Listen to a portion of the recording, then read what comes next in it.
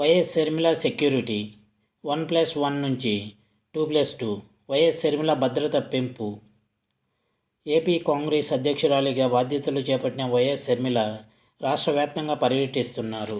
కేంద్రంలోని బీజేపీ, రాష్ట్రంలోని వైసీపీ ప్రభుత్వంపై తీవ్ర స్థాయిలో విమర్శలు గుప్పిస్తున్నారు.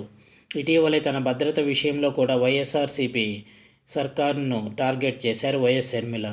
కాంగ్రెస్ నాయకులు కూడా భద్రత పెంచాలని డిమాండ్ చేస్తున్నారు.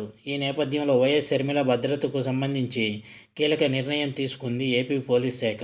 ప్రస్తుతం ఉన్న భద్రతను పెంచి ఈ వివరాలను కడప జిల్లా ఎస్పీ సిద్ధార్థ కౌశల్కు వెల్లడించారు.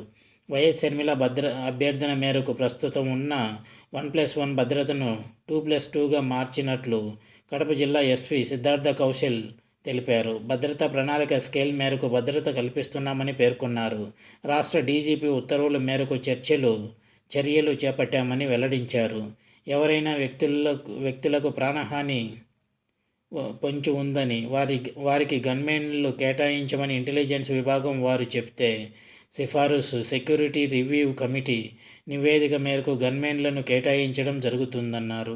ఎన్నికల సమయంలో ఎవరైనా భద్రతను అడిగితే వివరాలను పరిశీలించి ఆ దిశగా చర్యలు తీసుకుంటామన్నారు.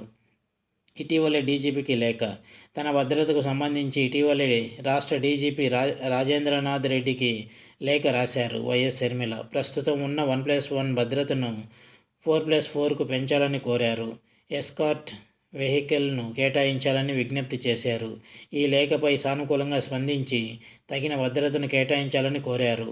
పీసీసీ చీఫ్గా బాధ్యతలు తీసుకోవడంతో పాటు రాష్ట్ర వ్యాప్తంగా పర్యటిస్తున్న నేపథ్యంలో భద్రతను కల్పించాలని కోరారు. మరికొద్ది రోజుల్లో ఎన్నికలు కూడా సమీపిస్తున్న నేపథ్యంలో ఆ దిశగా చర్యలు తీసుకోవాలని కోరారు. ఇదే సమయంలో షర్మిల భద్రతపై ప్రతిపక్ష పార్టీల నేతలు కూడా స్పందిస్తూ వచ్చారు. ఈ విషయంలో కాంగ్రెస్ పార్టీ నేతలే కాకుండా తెలుగుదేశం పార్టీ నేతలు రకరకాలుగా కామెంట్లు చేశారు. షర్మిలకు ఏదైనా జరగవచ్చంటూ మాట్లాడారు. వీరే కాకుండా తాజాగా షర్మిల కూడా కొన్ని కీలక వ్యాఖ్యలు చేశారు. ప్రతిపక్ష నేతకు కల్పించే భద్రత ఇదేనా అంటూ మాట్లాడారు. భద్రత పెంచాలని అడిగాను, కానీ ప్రభుత్వం నుంచి ఎలాంటి స్పందన లేదన్నారు. బహుశా నాకు ఏమైనా జరగాలని కోరుకుంటున్నారేమో అంటూ కామెంట్స్ చేశారు. తాజా పరిణామాల నేపథ్యంలో డీజీపీ ఆదేశాలతో కడప జిల్లా పోలీసులు చర్యలు చేపట్టారు.